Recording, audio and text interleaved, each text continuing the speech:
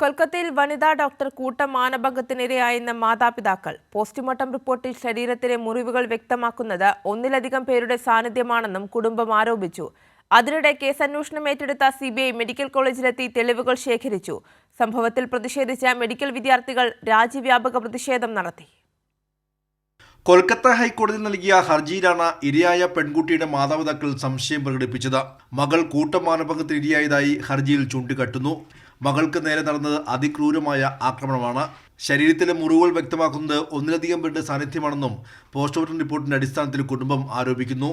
തലയുടെ പല ഭാഗങ്ങളിലും കടുത്ത ആഘാതമേറ്റതിന്റെ അടയാളങ്ങളുണ്ട്. ശക്തമായ മൽപ്പിടുത്തം നടന്നതിന്റെയും വായ പൊത്തിപ്പിടിച്ചതിന്റെ ലക്ഷണമുണ്ട്.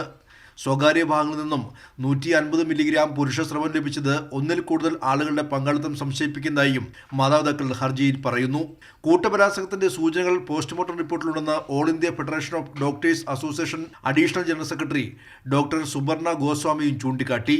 കേസിൽ ഹൈക്കോടതി ഉത്തരവ് പ്രകാരം കേസന്വേഷണം ആരംഭിച്ച CBI സംഘം പ്രതി സഞ്ജയ് റോയിയെ കസ്റ്റഡിയിൽ ചോദ്യം ചെയ്യുകയാണ്.